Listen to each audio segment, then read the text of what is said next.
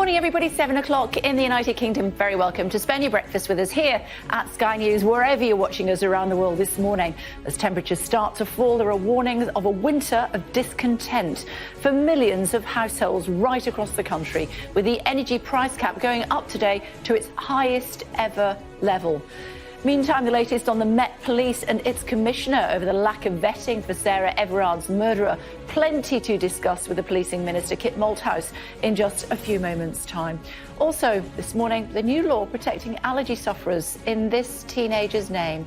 We'll speak to the parents of Natasha Ednan-Laperouse, who died after an allergic reaction to a shop-bought sandwich with sesame seeds. That's at 8:30 this morning. And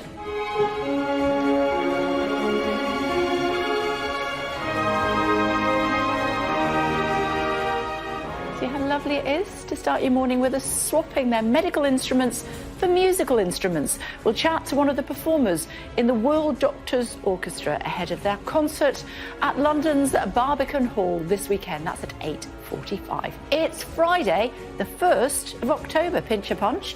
Dark days ahead. Millions of households face higher heating bills as the energy price cap rises.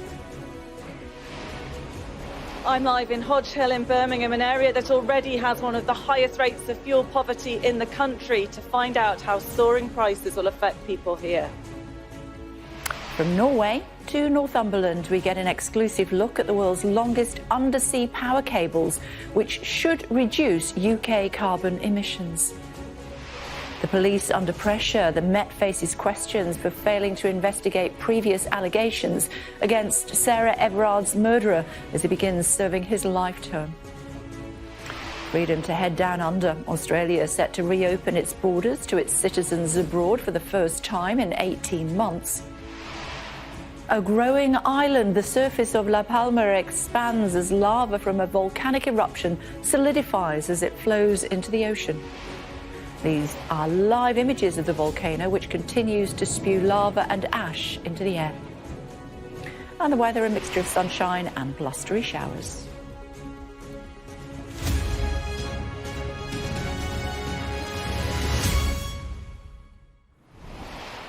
Good morning. Families across the country will have to dig deeper to keep their homes warm this winter. The cap on the energy price increases today, meaning bills will go up for about 15 million customers.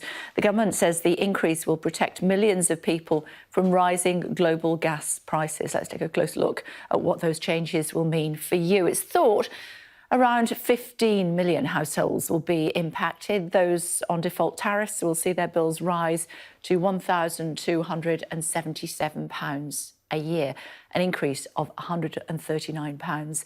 The regulator Ofgem says this increase is driven by a rise of more than 50% in energy costs over the last 6 months, with gas prices, hitting a record high. Of course, we've seen the impact of that in the last few weeks, with the gas supply crisis threatening even higher bills. It's estimated that the price hike will see more than 4 million people in fuel poverty in England. The End Fuel Poverty Coalition says Barking and Dagenham, Stoke-on-Trent, Newham, Shropshire, Herefordshire, Kings Lynn and West Norfolk will be worst affected by the increase. The Shadow Business Secretary, Ed Miliband, has spoken out against the rising cost of living. To keep the energy price cap in place because it's a necessary protection for customers. But what we're seeing is a cost of living crisis, a crisis at the petrol pumps, a crisis in our energy supplies and prices. And the reason we're seeing this is because of a government that has failed to prepare and failed to plan. And I'm afraid it is the British people and British businesses who are paying the price of government failure. And the message to government is get a grip and stop blaming someone else. Becky Johnston joins us now from another area identified as being blighted by fuel poverty, and that's Hodge Hill in Birmingham. Hello to you, Becky. Just what the people behind you didn't want to hear this morning. Indeed, it's already estimated that around a quarter of people in this area are experiencing fuel poverty, and that's before the prices went up. Fuel poverty, of course, means that the cost of adequately heating your home plunges you as a household below the poverty line, and people waking up to know that energy bills now going up by 12% for around 15 million people. That's going to be an extra £139 or more each year. It's a huge increase on their bills, and charities warning that this, of course, comes at a time when the extra £20 a week of universal credit that was given to people during the pandemic is being removed. And also the furlough scheme is ending, so being described by some as a triple whammy on households already struggling. Of course, the weather today, a reminder that winter is very much on its way, and many charities now warning that actually families simply won't be able to heat their homes adequately this winter, and of course that will bring health consequences for people. I've been speaking to somebody who runs a local food bank in this area. He said he's gearing up for a twofold increase in people needing his services this winter. He is in part blaming the rise in energy increases and says he's already seeing people coming to him and saying they're facing the choice between heating and eating. OK, thank you, Becky. Thanks a lot. Kit Malthouse representing the government with us this morning. Mr Malthouse, a choice between heating and eating. That can't be right. Well, obviously, the situation we're facing at the moment on energy is challenging. But as you said in your report, although the increase in the price cap, which is obviously an independently assessed cap that's put in place or reviewed every 6 months, means there will be a rise, it does still mean that through the winter, because obviously it'll persist now, all those households will be protected from the full impact of the rise of gas, and indeed, if the prices rise any further. But look, we recognise the challenge that people are facing. That's why it's very important that we get the economy back up and running as fast as possible. It seems to be growing strongly, and hopefully we'll reach calmer times quite soon. So what's your advice on people to people who have to choose between heating and eating?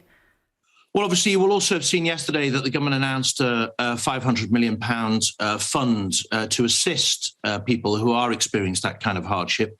The details of how that's going to be administered will be publicised soon. And once that becomes available, then I hope that those people who are in that unfortunate position will avail themselves of that assistance. Yeah, it's still not going to be enough, though, is what we're being told. 4 million people in fuel poverty. Do they feed the kids or switch the radiator off? Well, obviously, as I say, the government's putting £500 million out there to assist people who are in that challenging situation. And obviously, through universal credits, although obviously the £20 is coming to an end, but through universal credit, what we hope is that that will assist many people to maximise both their support from the government, but also what they're able to achieve through working, if that's what they do. So we'll keep this under review. But as I say, at the moment, the cap at the level it's set does protect people from further rises in the energy market. You need to look again at this 20 quid, don't you, for universal credit being taken away? Well, the Chancellor's obviously reviewed that on a regular basis over the last few months. It was a temporary measure brought in as part of the COVID effort to help people through that particular difficulty. What we hope now is that as we see employment rising very significantly in the country, there's obviously a lot of vacancies, as we know, that people can try and fulfill if they have the skills available, they'll be able to get back onto the steadier time, shall we say, from a financial point of view. Thankfully, the petrol station issue is easing, or is it? Petrol station bosses accusing the government this morning of gaslighting the public. Where is the fuel?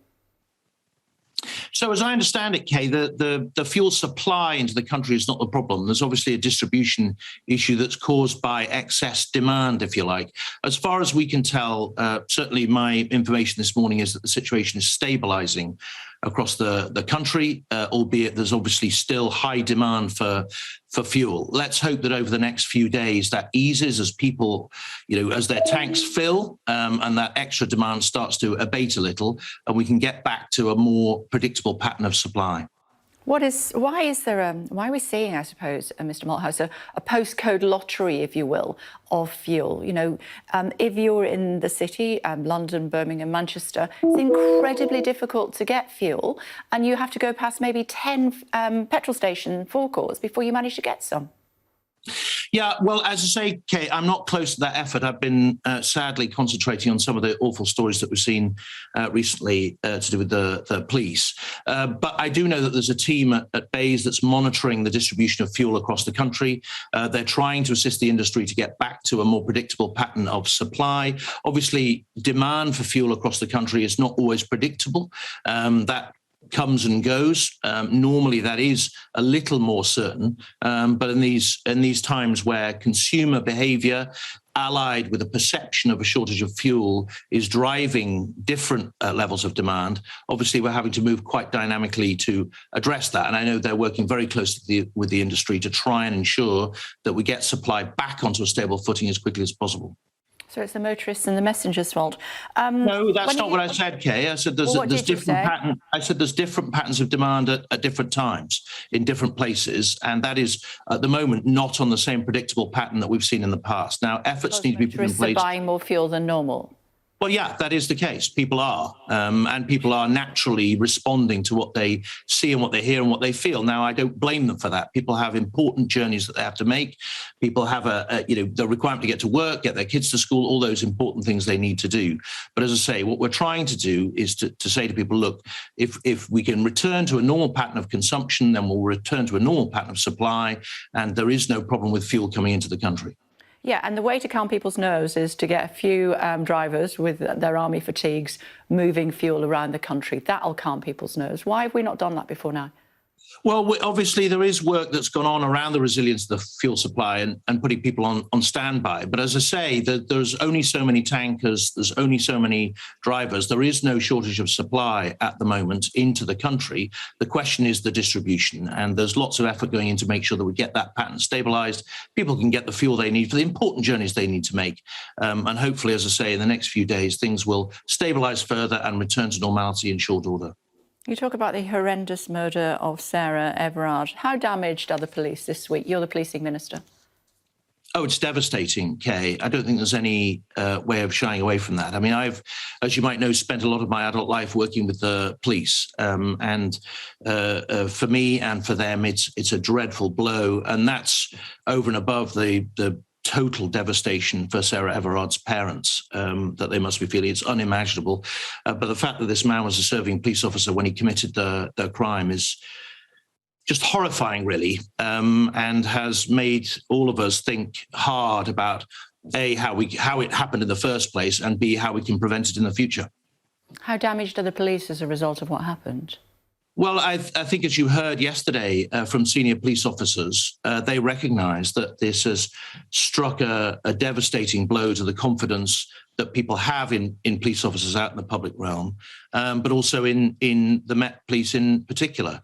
The circumstances that were revealed yesterday around the way this awful monster perpetrated his crime using the cover of being a police officer raises a question mark in everybody's minds. And from my point of view, while it's obviously a terrible, terrible catastrophe for Sarah Everard and her family, for those thousands and thousands of police officers out there who will have to work harder, much harder, to win the public trust in the realm, and particularly those of individuals, it is a very, very difficult time. The Labour MP, Harriet Harman, believes that Cressida Dick, the head of the Met, should stand down. Why do you think she should keep her job? Look, Kay, being the Met Commissioner is, I think, one of the possibly top three most difficult jobs in the country. You handle enormous risk. You're dealing with an organisation which is capable of amazing things, but at the same time, things can go badly wrong, as they have done in this circumstance. And what I want in a policing leader is when awful calamities like this happen, and I think, as Cressida said yesterday, this is probably the worst moment in the 192-year history of the Metropolitan Police, that when these awful things happen, I want a police leader who's transparent, willing to learn, willing to change, and has a conviction and a commitment not to be defensive about the failings of the organisation. And I think that's what we're seeing in Cressida Dick.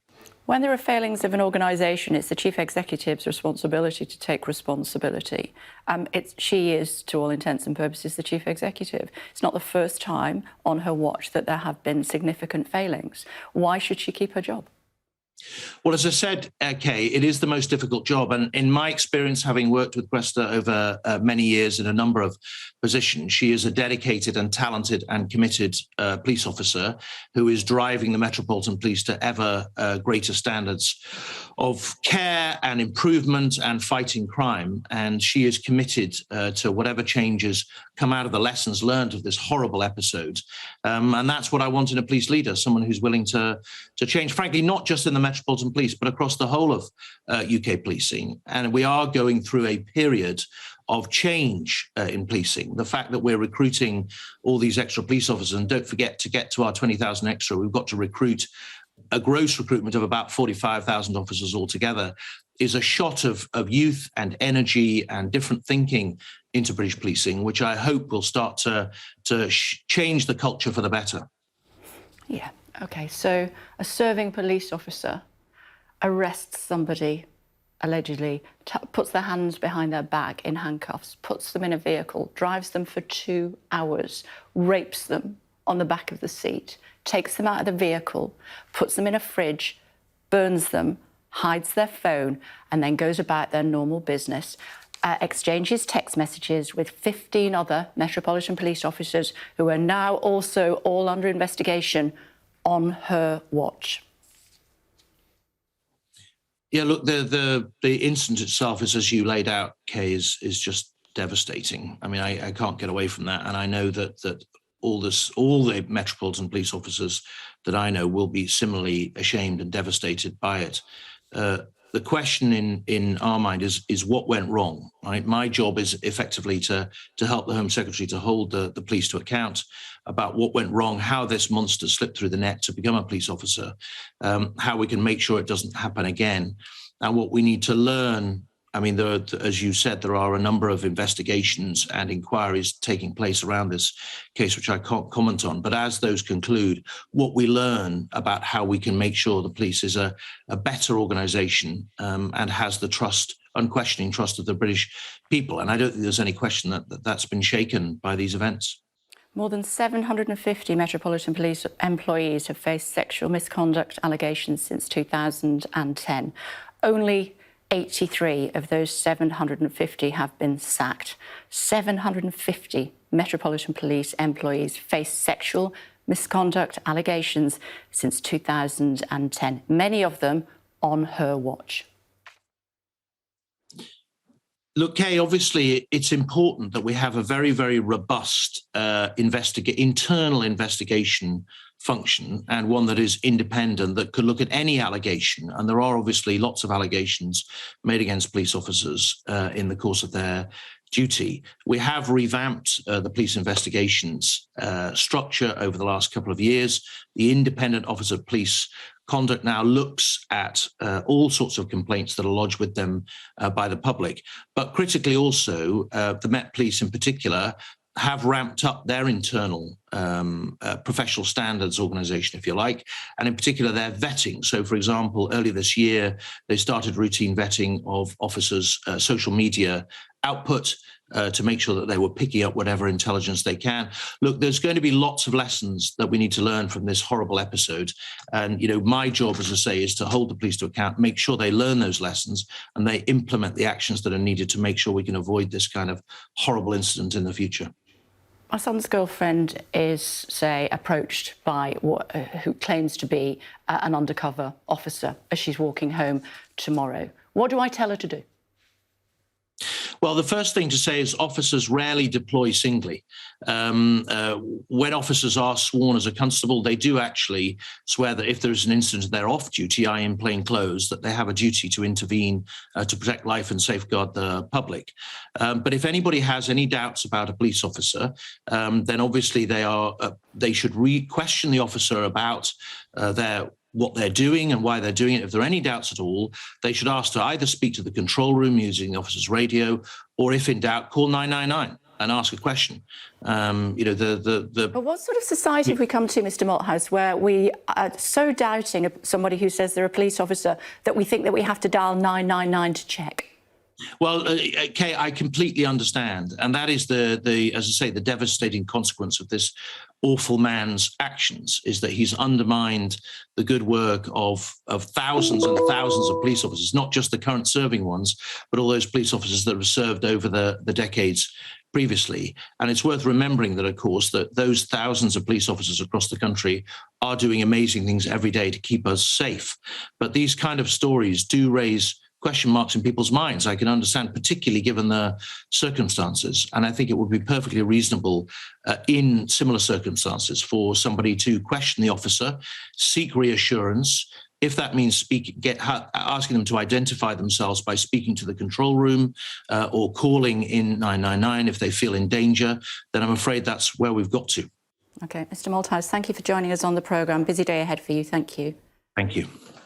And very hard days ahead for so many tens of thousands of police officers around the country who, day in, day out, run towards danger to keep us safe. And then you get somebody like Wayne Cossins do what he did. And as a result, they find themselves in a challenging position. What should happen? I bet you want to let me know, don't you? You can tweet me directly if you would like to, at Burley. There's a whole life tariff for that man. Met Police questions at 7:30. Speaking to Zoe Billingham, who's just stepped down from her job as Her Majesty's Inspector of Constabulary. She's going to be talking about the pressures facing not just the Met, but police services up and down the country as a result of his actions. 8:05, Energy UK's Deputy Chief Executive Audrey Gallagher will be with me to discuss the higher energy price cap, which takes effect from today.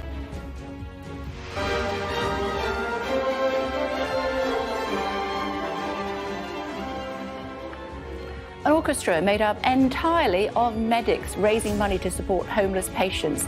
We'll speak to one doctor performing this weekend at London's Barbican. That's at 8:45.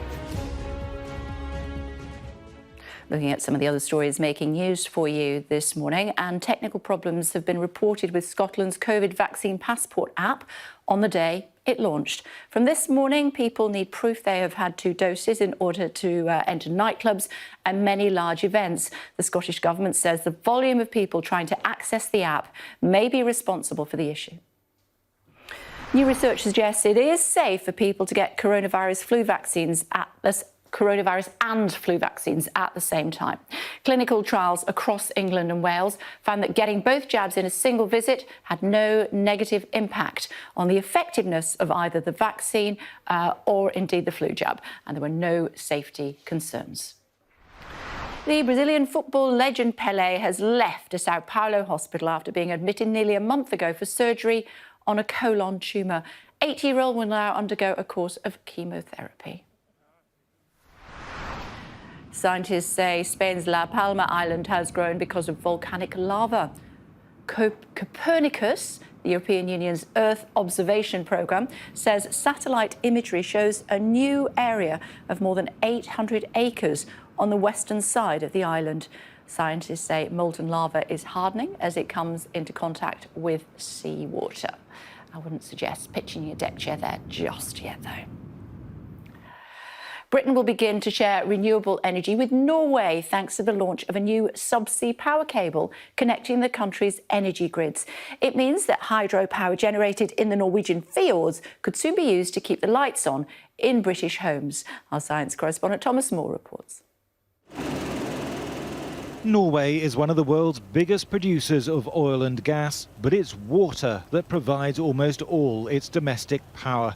Its steep valleys and abundant rainfall are perfect for hydroelectricity. We are on 2,200 feet. Huge reservoirs feed a network of pipes and turbines built inside the mountains, producing so much green energy that some will now be exported to Britain through a cable under the North Sea, the longest in the world.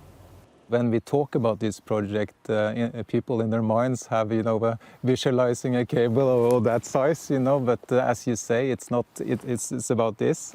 It's a technology that's been proven and it works, and we can assure you that 1.4 million households will get their electricity, and it will be hydropower. The cable snakes along valleys in the west of Norway before diving beneath the waves emerging in Blythe, Northumberland.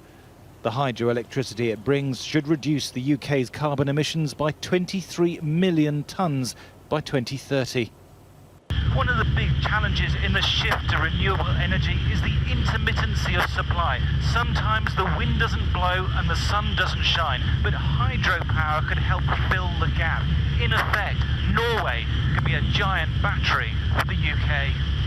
The UK now generates a quarter of its electricity from wind, but an unusually calm summer at the same time that the price of gas, the usual standby, spiked, left the national grid firing up a coal power station to keep the lights on.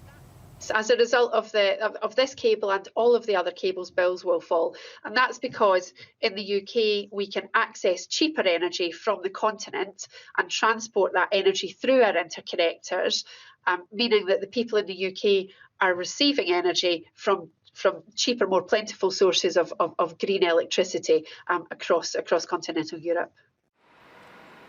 Green energy could in time be exported to Norway as Britain's wind capacity almost doubles over the next decade. But for now, much of the electricity will be coming the other way. Once again, it's Viking power that crosses the North Sea. Thomas Moore, Sky News in Kvildal, Norway. Quick look at what's happening as far as the weather is concerned for you this morning. Rain will clear to sunshine and blustery showers today with potentially stormy conditions over the weekend. Now then, looking at other news, if you get easily seasick, you might not want to watch these next images. Ooh, look at that. This was the scene last night around 700 miles off the coast of Bermuda, with Hurricane Sam heading towards the US this weekend. Last night, the storm saw peak wind speeds of nearly 145 miles an hour. Forecasters now say they expect Sam to weaken during the weekend as it heads towards the US. Still to come on the programme for you as the police face questions for failing to investigate previous allegations against Sarah Everard's murderer. We'll speak to Zoe Billingham, formerly Her Majesty's Inspector of the Constabulary. That's coming up.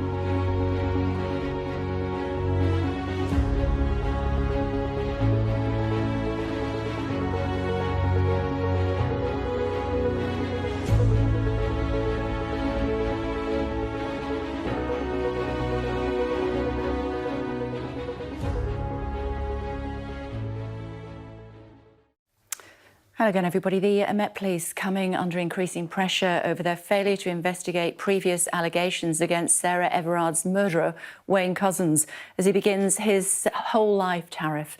Earlier, I spoke to the Crime and Policing Minister, Kit Malthouse, and asked him just how damaging this had been for the force. I think, as you heard yesterday from senior police officers, they recognise that this has struck a devastating blow to the confidence that people have in police officers out in the public realm, but also in the Met Police in particular. Being the Met Commissioner is, I think, one of the possibly top 3 most difficult jobs in the country. You handle enormous risk.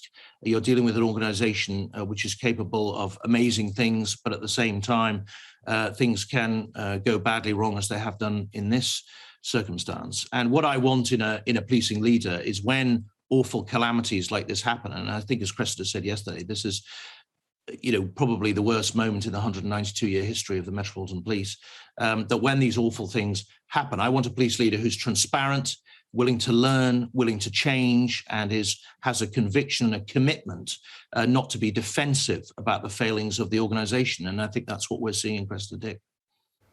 Tamara's here, but the charge sheet against her is growing by the month, it would appear. That's right. A really full-throated defence of Cressida Dick by the Policing Minister, Kit Malthouse, to some of the claims that she should resign, not just from Harriet Harman, but also from a Conservative MP, Caroline Notes, who chairs the Women in Equality Committee. They say that it's time for a reset and she's not the person to lead it. But what he said is that the Met needs to be led by someone who is transparent, willing to learn and willing to change. And he says that is Cressida Dick. Now, of course, she's faced calls to resign several times over the last few years, over the Daniel Morgan murder, over the policing of the Sarah Everard vigil earlier in the year, and the contrast between that and the policing of the Euros, for example. There have been a number of calls for her to resign, but both Sadiq Khan and the Home Secretary, Priti Patel, who of course jointly appoint her, yesterday gave broadcast interviews saying that there were questions for the police force to answer, but it didn't go as far as calling for her head. But there may be jitters among MPs about that. There's certainly a feeling that something needs to be done, and I think pressure is going to pile on the government to bring in some kind of victims law along the lines that Keir Starmer, the Labour leader, was talking about yesterday, to try and urgently restore trust in the police force while some of those big errors in vetting go through independent investigations. OK, tomorrow. Thanks very much indeed. Let's bring in Zoe Billingham, should we? Formerly Her Majesty's Inspector of the Constabulary. She's described the actions of Wayne Couzens, who raped and murdered Sarah Everard, as a hammer blow to the heart of policing legitimacy with us now. Thank you for joining us. What should happen to Cressida Dick? Morning, Kay. The Met is, an organisation that's under the spotlight. And as the Policing Minister absolutely said, what we need now is authentic leaders who step forward and lead. And we've seen that in Cressida Dick. We've seen that repeatedly when the Met comes under attack. We've seen that yesterday when she read her statement outside the Old Bailey. And you could see, and I could see, the sheer emotion that she managed to contain and the gritty determination that she's showing to get this right. And I know Cressida, and I know very senior officers that she's brought into her most senior management team, some of the most talented women in policing, AC Louisa Rolfe, AC Helen Ball. And for us to be having a debate now about this, taking the scalp of more women in the context of what we're talking about is entirely wrong. What we need to be focusing on, Kay, is what needs to change in policing, what policing as a whole, and the Met in particular, needs to learn from this monster, and he was a monster, and so that this can never, ever happen again. Yeah, but her officers, her male officers, feel so comfortable that they can actually share between themselves homophobic, misogynistic comments. And other officers, since 2010, hundreds and hundreds have been investigated. Only 70-odd have lost their jobs. And, she is presiding over that. Doesn't matter if she's a woman or not. She's the head of the Met. And this is going on under her nose. What we found as a former HMI, and I led the report on Shining a Light on Betrayal, is that we need to stamp out in policing these misogynistic attitudes, this sense that it's all right to join into banter, which is, making fun of women, demeaning women, subverting women away from their kind of principal activities. And we know that within policing, there's been an awful lot of work done since we published that report to challenge some of these attitudes. And this is not just about supporting male officers and female officers who speak out against this. This is actively encouraging this to happen. And I'm seeing that happening now in police forces up and down the land. And I know it's happening too in the Met. The only way through this is to address this issue head on, to not call out the narrative, I would say, that this is a one-off, that this is an aberration. Wayne Couzens was a monster, but we must be certain that this can never, ever happen again. And the debate, I think, today should be about looking forwards. What now needs to change to make sure that the trust in policing can be restored? It has been broken, absolutely. What now needs to happen in order to restore trust in our police? So what should happen? Who should be held accountable, responsible for the misogyny and murderous behaviour of a police officer that was formerly part of the Met? Okay, good question. We published a report 2 weeks ago looking at the way in which violence against women and girls is dealt with as a society and within policing. And we were very clear that this now needs to be uplifted as an absolute priority. No longer can crimes against women and girls be treated as second rate, as not important. And in order to do that, we've called on the government to make it clear to police and crime commissioners and chief constables that this needs to be treated in the top 3 priorities of all crime that the police deal with. And until there's that leadership that says unequivocally and clearly to police officers, this is important, this is your principal primary role, we're going to struggle to tackle some of those cultural issues that we're talking about today. OK, former Met Chief Super Parm Sandhu saying yesterday that female officers don't always report suspicious behaviour of male colleagues because they close ranks and you risk being left to get your head kicked in on duty if you call for help. Let me just play this grab to you. If a female officer in particular makes an allegation against a male officer, that allegation will follow her for the rest of her career. If she makes that allegation and then she has to press the emergency button for help at a later date, her team may not respond because teams tend to close ranks. There isn't that sort of culture where you can actually bring concerns to the fore, and senior managements don't always want to hear those concerns. I did put that to a friend of mine who's a former police officer who also said that that is something that she recognised. What sort of culture oversees that? Okay, I know Palm really well. She used to work with me. I hear the authenticity and what she's saying there. I hear too accounts of women in policing not feeling that they can speak out, but I hear an overwhelming majority now of police officers, male and female, who are standing together. They are not accepting of the position that they find themselves in. They're standing together to call out these heinous acts, but also these small microcosms of behaviours that we know will lead to escalations of behaviours on the part of police officers. And we now need to create the culture and environment where people are not only supportive, they're actively encouraged to step forward and step out. I've worked for 12 years, Kay, in policing. Police has been betrayed by this monster, but I am absolutely certain that there are hundreds of thousands of police officers up and down the land who get up every morning to do nothing but to serve the public, to do the right thing. And it's those police officers that we need to be focusing on today and encouraging them to stand together and to call this out. OK, thank you for joining us on the programme. Thank you, Zoe. Me too. I mean, I have nothing but respect for our police officers in general. They work incredibly hard to keep us safe day in, day out, night in, night out. So how challenging for them to get up this morning to continue on with their work, knowing that one of their own murdered a young girl as she walked home. On the great debate on Monday night, Trevor Phillips will be asking, are women safe on our streets? We want your experiences, your questions for our panel of experts and your solutions. 9 o'clock Monday night. Email thegreatdebate@sky.uk to get involved. Now, today marks the start of Black History Month in Britain. Over the coming weeks, campaigners will highlight ongoing discrimination as well as celebrating individual achievements. Sky News has been speaking to a pioneering British police officer. Siobhan Freeman-Powell went to meet Michael Fuller, the first black police chief constable in the UK. This is Michael Fuller. In 2004, he became Britain's first and only black chief constable.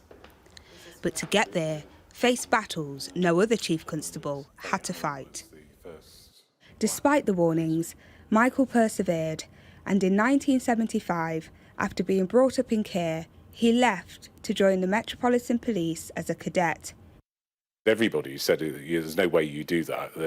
My biological parents said you don't do that.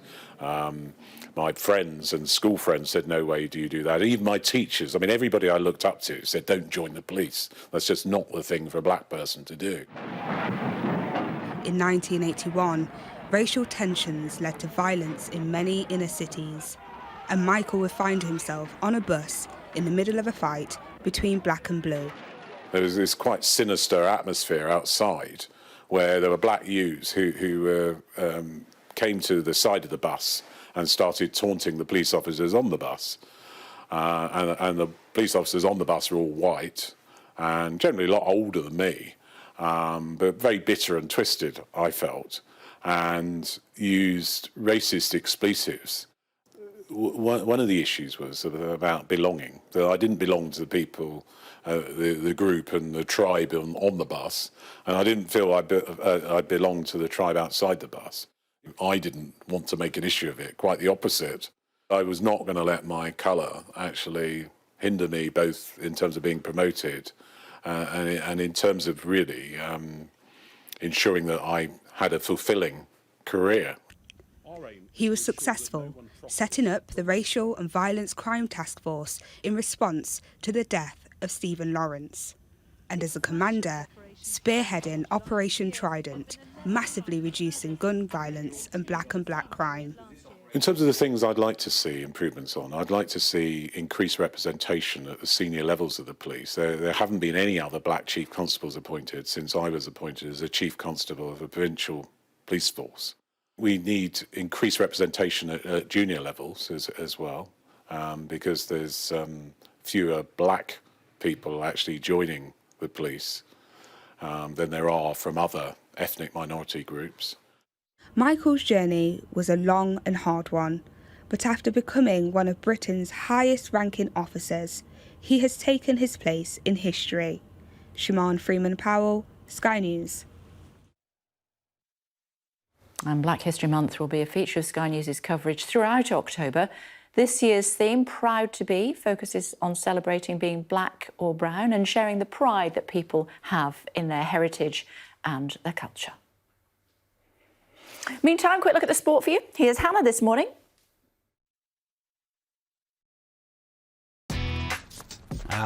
Record breakers. Me too. World's slowest dog. This sports bulletin is brought to you by the Vitality Running World Cup. Steve, on behalf of Ryder Cup Europe, the PG of America, our 28,000 members across the country, I'm really proud to present you and the United States team the Ryder Cup. Thanks, Jim.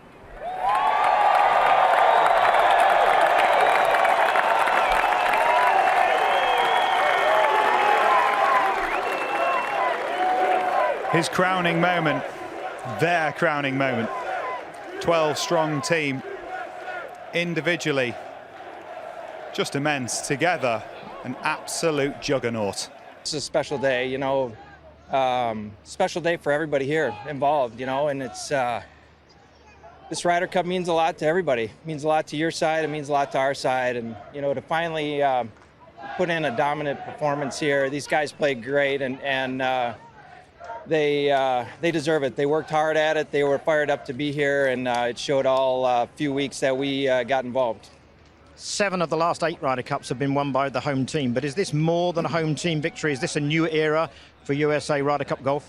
I sure feel like it is. I mean, this group of guys, you know, we all talked about how young this group is, and you know, they come in with a lot of fire. You know, they're friends. They get along very well. and they play great, and they're willing to do anything to get what they need to do done. Any decisions that you look back on and think, yep, that was a mistake? No, at least that's the one thing I have I can walk away with, that I'm very comfortable with all the decisions all along. And, you know, I said that at the start, you know, that's something, it's a small consolation, but it is a consolation to me that I'm very happy with all my decisions along the way, what happened, and, you know, just the way it is. What was your highlight moment of the week? There were some good times. We had some very good times in the team. There's no doubt about that. You know, great times in the team room all the week. I think on the golf course, you know, it was great to see Shane get a point yesterday afternoon. I think Tyrrell shot into 18 the first day. You know, those are strong highlights. Obviously, John Ram and Sergio playing so well. That's you know, particularly that's important as well. So, you know, for future, I think that's a very important one. So, look, there was some highlights, just not enough of them in the end of the day. The US played great.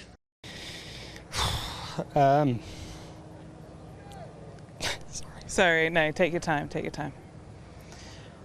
I know it's tough. There's a scoreboard behind us, and these are incredible. Morning. I'll join later. Now, on this very day, 23 years ago, this happened. Sky News Sunrise with Mark Longhurst and Kay Burley. Hello, very good morning. It's Thursday, the 1st of October. Welcome to the new look sunrise here at Sky News on the day that we go digital. Yes. That was 23 years ago, as I said. Back to the future. Not much changes, does it? I know I don't. I look exactly the same, I know. I know I don't. Still to come for you, stretched to breaking point. That's what a new study has said of autism diagnosis in the UK. Speaking to the expert on it after the break.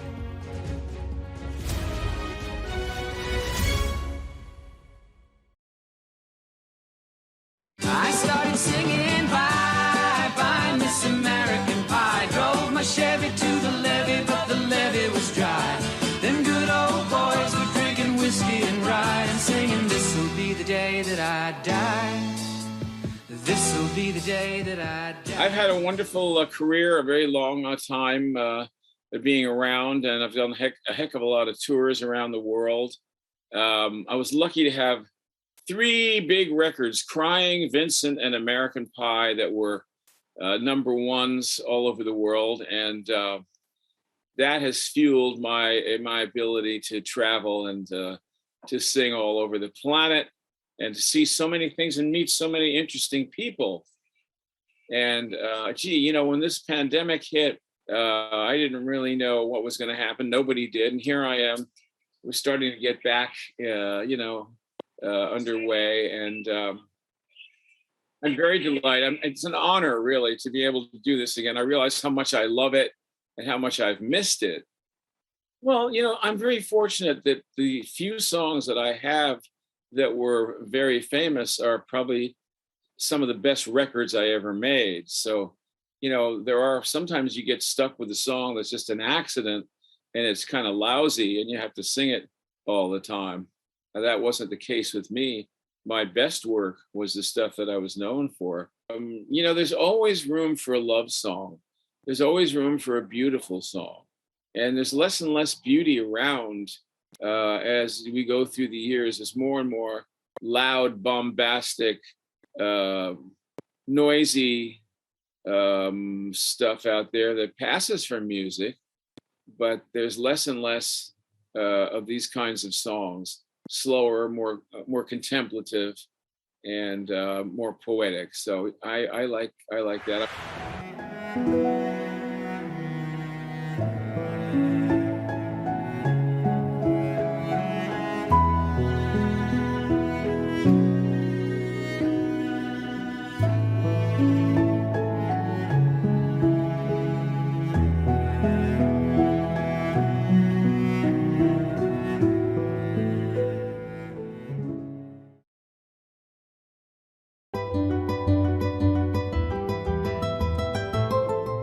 We don't understand that every lake or a pond is a habitat in itself, which houses frogs, snakes, crabs, turtles, birds, so many different life forms.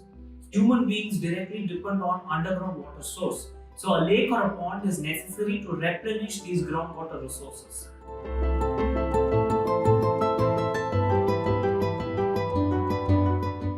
Does anyone know which particular parts of your body can be damaged by air pollution?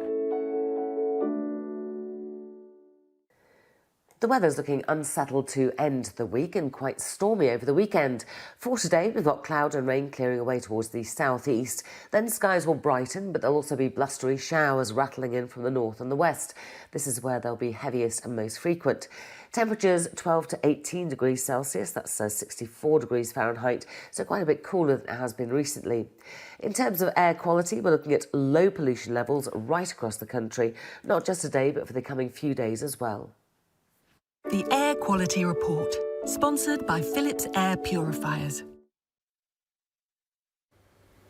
Autism diagnosis services are stretched to breaking point, with the number of people identified with the condition increasing more than 20 times in the last 2 decades.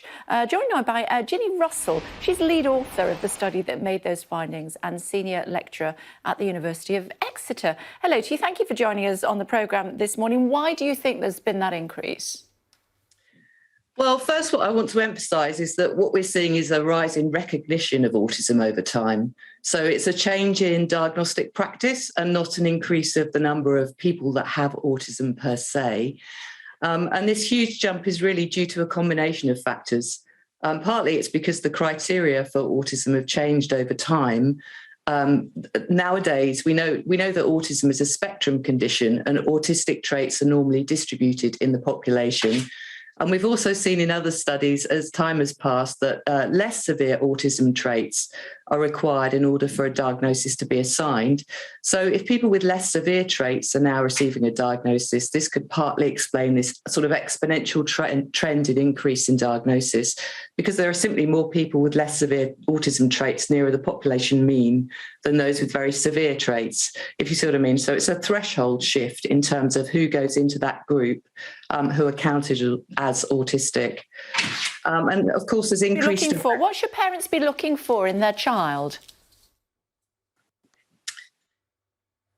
Well, autism symptoms or the criteria for diagnosing autism involve social communication difficulties and also restricted and repetitive behaviours. So that can mean repetitive motor movements like rocking or hand flapping.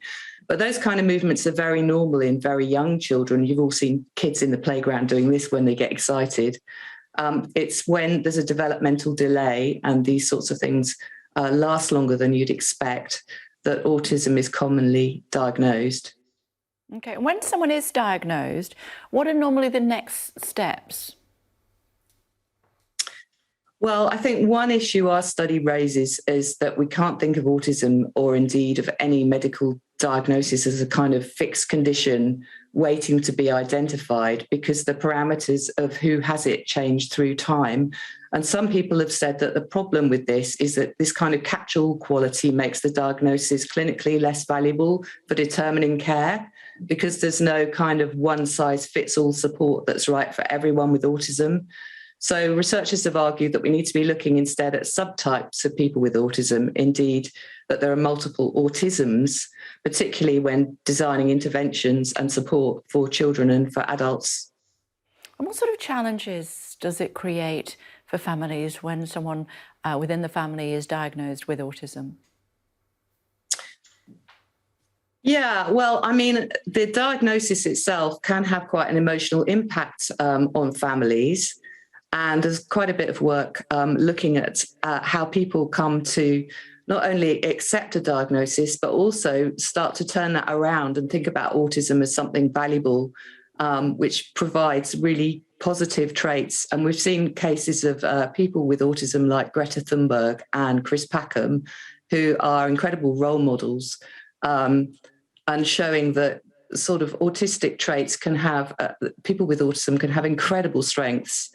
And so although it can be a challenging time for families, there's also lots of work going on by the neurodiversity movement to destigmatise this diagnosis and to think about autism in a different way, not just in terms of it being a problem, but also in terms of the valuable side of autism and the strengths that those kind of neurodevelopmental differences might bring. Fascinating stuff. Ginny, thanks very much for taking the time to join us. Thank you.